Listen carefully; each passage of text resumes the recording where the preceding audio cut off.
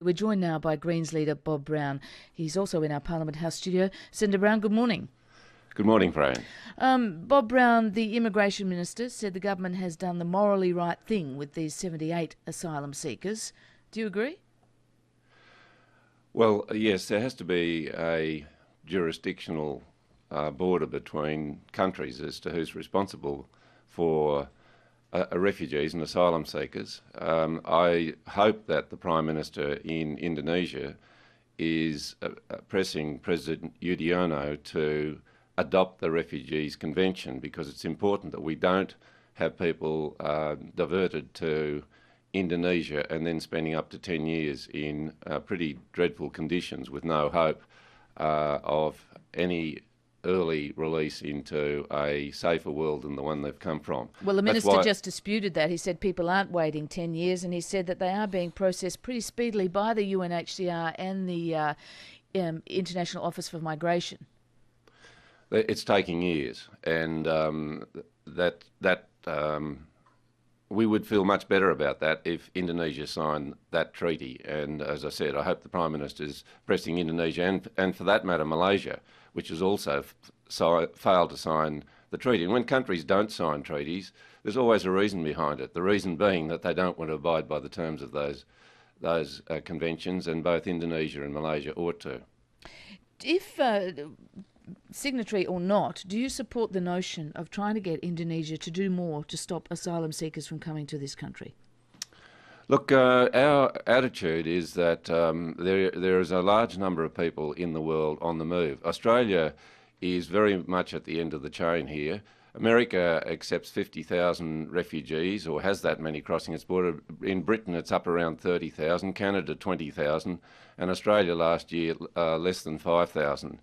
We're also got to remember that Australia is accepting through routine processes now twice as many people from overseas as settlers to this country as it did at the time of the Tampa. It's up over 200,000.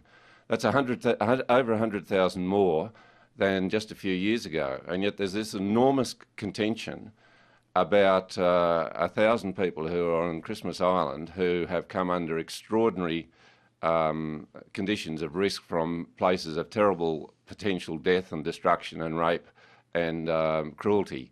And we need to recognise that Australia has got to take its share of people who are fleeing persecution. By the way, I haven't seen a great deal that this country is doing about those concentration camps in Sri Lanka, where up to 300,000 Tamil people are in really dreadful circumstances behind razor wire, including thousands of children.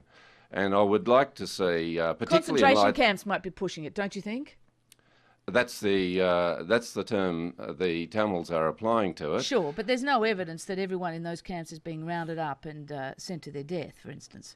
Well, concentration camps simply mean people are concentrated in small areas in pretty appalling conditions. The children have no schools to go to. Mm-hmm. The people are being extracted from those camps if they're thought to have been Tamil operatives, and to a fate we don't know what. And the Australian government should be doing much more to see that that internal pressure, which is leading the Tamils to flee from those circumstances, is very rapidly gotten past. Okay. Can I ask you, switch to another issue now, gambling. Today the Productivity Commission will release a draft report on gambling. The Greens have been in ahead of this. You've released a strategy paper with 5 measures to address problem gambling. What do you make of the news so far that the Productivity Commission report will force cap the amount of money that poker machine users can use and furnish them with some kind of smart card, credit card, to alert them to their losses? Steps in the right direction, if that's the case. We would like to see national action, not disparate states taking different sorts of action on what is a huge problem, Fran, with $18 billion being spent by gamblers on last figures, and they're a couple of years old, and a huge amount of trauma for families, because for every problem gambler there are 4 or 5 other people, including children, who are affected. So we want to see national legislation. We'd like to see the end of, for example, poker machines that take banknotes. We want to see a cap on the number of poker machines and a reduction. And for example, ATMs removed from the vicinity of poker machine use, which was a promise made, for example, by the New South Wales government early in the piece before it reneged on it. Okay, and just finally, Senator Brown, and we are heading to the news in 60 seconds, but the emissions trading scheme negotiations are underway. The government is sitting down with the opposition. What about sitting down with you and discussing your list of amendments last week? Have you been approached for negotiations?